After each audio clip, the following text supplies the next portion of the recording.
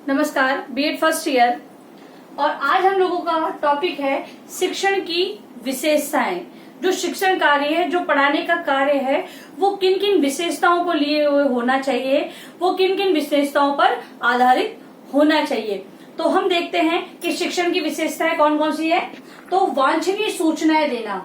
अब वांछनीय सूचनाएं देना जो कि शिक्षण कार्य में, मतलब ये कक्षा में जो टीचर पढ़ा रहा है वो वांछनीय सूचनाएं किस प्रकार देगा। वांछनीय मतलब जिनकी आवश्यकता है बच्चों को सूचना की। कुछ हो सकता है शिक्षण कार्य में उसे बदलाव करना है, तो बदलाव किस प्रकार करेगा, वो बच्चों को उस बदलाव से किस प्रकार अवगत कराएगा। तो हमने देखा होगा कि जब पढ़ाते वक्त टीचर बोलता है कि पहले ऐसा नहीं होता था, अब ऐसा हो रहा है, पहले ये पाठ नहीं थे, अब ये पाठ है। तो इस प्रकार जो बदलाव हो रहा है तो उनसे बच्चों को अवगत कराना है। जो वांछनीय गुण है, जो वांछनीय चीजें हैं, जो आवश्यक सूचनाएं हैं, वो बच्चों को बतानी होगी एक शिक्षक को शिक्षण के दौरान, पढ़ाने के समय। ये विशेषता एक शिक्षण कार्य के अंतर्गत होनी चाहिए। फिर बात है शिक्षण सिखाना है। दिखती बात है, शिक्षण यानी सिखाना है। मतलब जब शिक्षण कार्य करवाया गया है तो बच्चे का अधिगम यानी सीखना होना चाहिए। बच्चा अगर सीख रहा है तभी आपका शिक्षण कार्य प्रभावपूर्ण कहा जाएगा, ये या फिर आपका शिक्षण कराया गया शिक्षण कहलाएगा। यदि अगर उसने सीखा है तो, उसने अधिगम किया है तो, बालकों ने अगर अधिगम किया है तभी आपका शिक्षण कार्य क्या कहलाएगा, शिक्षण कहलाएगा। अन्यथा उसको शिक्षण नहीं कहा जा सकता। तो शिक्षण कार्य में क्या विशेषता होनी चाहिए, सिखाने की व्यवस्था होनी चाहिए, सीखने की विशेषता होनी चाहिए। फिर बात आती है चुने हुए तथ्यों का ज्ञान। अब आम देखा जाता है कि जब शिक्षक है वो कक्षा में चला जाता है, उसका मूड होता है तो उस हिसाब से वो पढ़ा देता है, ठीक है। और कभी मूड में भी गया है तो वो पढ़ाने के लिए जाता है, लेकिन उन चीजों को कभी भी वो पढ़कर नहीं जाता है। तो क्या होता है कि जो वो पढ़ाना तो चाहता है, उसने चुन तो लिए तथ्य, लेकिन उसका ज्ञान अगर उसको नहीं होता तो वो सही से शिक्षण कार्य नहीं करवा पाता। तो एक शिक्षक को क्या करना है, जो भाई दिखती बात है कि जब हम पढ़ा रहे हैं तो आपको अचानक से तो कोई कक्षा दी नहीं जाती है, उससे पूर्व तैयारी का समय मिलता है और इसलिए रिक्त कालांश रखे जाते हैं। टाइम टेबल के अंतर्गत रिक्त कालांश की व्यवस्था होती है कि भाई बड़ी कक्षा है तो ज्यादा रिक्त कालांश होते हैं, छोटी होती है तो कम रिक्त कालांश होते हैं। क्योंकि छोटी कक्षाओं के लिए अगर टीचर उनको कम पढ़ाना होता है और बड़ी कक्षाओं के लिए मैटर को ज्यादा पढ़ाना पड़ता है, तो इस चक्कर में उनको दी हुई, तो उस समय उनको क्या करना है, जो चुने हुए प्रकरण हैं उनसे संबंधित ज्ञान अर्जन करना होता है, ठीक है। तो वो हो सकता है किताबों से ले ज्ञान, आजकल तो ऑनलाइन बहुत सारी टेक्स्ट बुक मिल जाती हैं, या फिर ऑनलाइन रिसर्च के माध्यम से, किसी भी माध्यम से सर्च करके वो अपने ज्ञान को बढ़ा सकता है। तो जो तथ्य है, जो प्रकरण उसने लिया है, तो उसका पूर्ण ज्ञान होना चाहिए पढ़ाने के अंतर्गत, यानी शिक्षण के अंतर्गत उसको उन तथ्यों का पूर्ण ज्ञान होना चाहिए। फिर बात आती है सहानुभूतिपूर्ण। अब सहानुभूतिपूर्ण, अब शिक्षण कार्य करवाया जा रहा है तो एक टीचर अगर वहां पर कठोर वातावरण का सृजन करेगा, कठोर वातावरण रखेगा, तो बालक को सीखने में दिक्कत आएगी, उनको अधिगम में बाधाएं उत्पन्न होगी। इसीलिए एक शिक्षक को क्या करना है, कक्षा में सहानुभूतिपूर्ण व्यवहार करना है, जो कि क्या है, एक विशेषता है। फिर बात आती है सहयोग पर आधारित। सहयोग पर आधारित, तो एक टीचर को बालकों के लिए सहयोग बनना चाहिए। मतलब कि एक टीचर सहयोग कैसे बनेगा।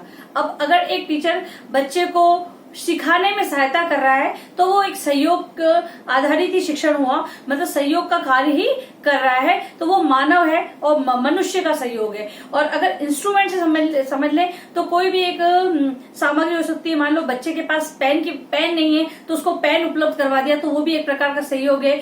बच्चे की मानसिक स्थिति सही नहीं तो बच्चे को पास में जाकर उससे थोड़ी बातचीत करी, उसके जो समस्या है उसका पता लगाया, वो भी एक प्रकार का सहयोग है। तो किसी भी प्रकार का सहयोग हो सकता है। तो इस प्रकार का उसको क्या करना है, सहयोग देना है एक शिक्षण कार्य के दौरान। ये विशेषता एक शिक्षक के अंतर्गत होनी चाहिए। फिर बात आती है प्रजातंत्रीय। अब प्रजातंत्रीय भाई जनता के द्वारा, जनता का शासन यही चलता है।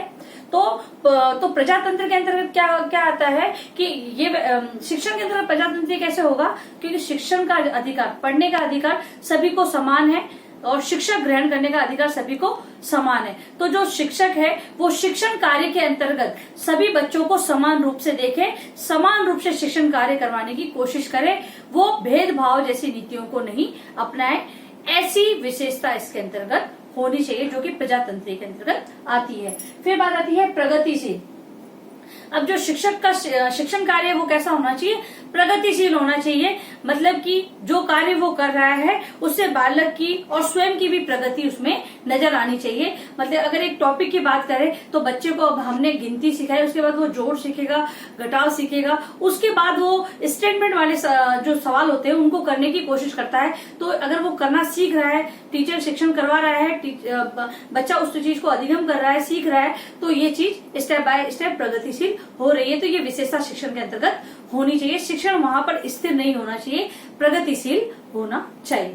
फिर बात आती है गुणकारी योजना पर आधारित। गुणकारी योजना मतलब कि जो अच्छी क्वालिटी लिए हुए हो या जिनमें अच्छे गुणों की मतलब कि जो टीचर पढ़ाने जा रहा है, शिक्षण कार्य कराने जा रहा है, तो वो योजना जब पाठ योजना होती है, जिस प्रकार हम पाठ योजना बनाकर फिर पढ़ाने जाते हैं, तो हम जो पढ़ाने जा रहे हैं, शिक्षण कार्य कराने जा रहे हैं, तो उसमें भी हमको पूर्व तैयारी से मतलब शिक्षण कार्य से पूर्व जो तैयारी कर रहे हैं, योजना बना रहे हैं, वो कैसी होनी चाहिए, गुणकारी होनी चाहिए। मतलब उसके अंदर क्वालिटी होनी चाहिए, वो बच्चों को भी कुछ सिखा सके और टीचर भी अपना मूल्यांकन स्वयं उससे कर सके। इस प्रकार की योजना होनी चाहिए, इस प्रकार की विशेषता शिक्षण में होनी चाहिए। फिर है निर्देशात्मक। निर्देशात्मक एक कक्षा में जो शिक्षक है अपने निर्देश और आदेश द्वारा बच्चों से कार्य करवाता है। हो सकता है गृह कार्य उतारने का, गृह कार्य अपनी कॉपी में नोट करो, प्रश्नों के उत्तर दो, अनुकरण से संबंधित, तो किसी भी प्रकार से वो आदेश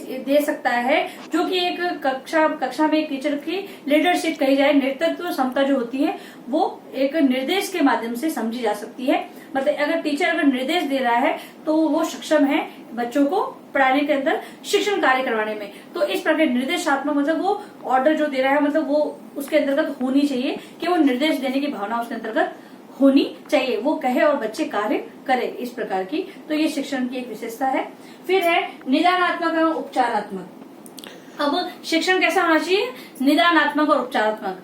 अब कक्षा में जब अध्यापक पढ़ा रहा है तो उसे उन बच्चों की मानसिक स्थिति के बारे में पता हो जाना चाहिए, क्योंकि एक टीचर है जो मनोविज्ञान को पढ़कर ही कक्षा में पढ़ाने के लिए आया है। तो मनोविज्ञान यही कहता है कि अगर एक टीचर कक्षा में जब एंटर होता है तब उसको कक्ष की स्थिति का पता लग जाता है कि कौन से बच्चे अभी पढ़ने के मूड में हैं और कौन से बच्चे नहीं पढ़ने के मूड में हैं। मतलब कक्षा के वातावरण का वो पता लगा सकता है। तो वही बात है कि जो एक टीचर है वो बच्चे की स्थिति की पता लगा सकता है, उसका निदान कर सकता है, उससे संबंधित उपचारात्मक शिक्षण उनको करवा सकता है कि कौन सा मतलब कि उसमें वो समस्या ढूंढकर उस समस्या का वो उपचार भी वो कर सकता है कि भाई बच्चों को मैं किस प्रकार शिक्षण करवाऊं कि बच्चा और अच्छे से अधिगम कर सके। तो एक शिक्षण कार्य में इस प्रकार की विशेषता होनी चाहिए। तो ये थी हमारी विशेषताएं। अब देखते हैं हम गृह कार्य प्रश्न। शिक्षण की प्रमुख विशेषताएं बताइए। शिक्षण की प्रमुख विशेषताएं बताइए। और अंत में आप लोगों से निवेदन है कि आप लोग जब भी घर से बाहर जाएं तो मास्क का प्रयोग करें या अपने फेस को सही तरीके से कवर करके बाहर जाएं। यदि आप बाहर जा रहे हैं तो आपस में कम से कम 6 फीट की दूरी बनाए रखें और आसपास के जो लोग हैं उनको भी इसके लिए जागरूक करें। आप सार्वजनिक स्थलों पर जाते हैं और यदि आपने किसी चीजों को छुआ है तो अपने हाथों को वहीं सैनिटाइज कर लें या फिर घर पर आकर अच्छे से साबुन से हाथों को धोएं। सुरक्षित रहें और सभी का ध्यान रखें। धन्यवाद।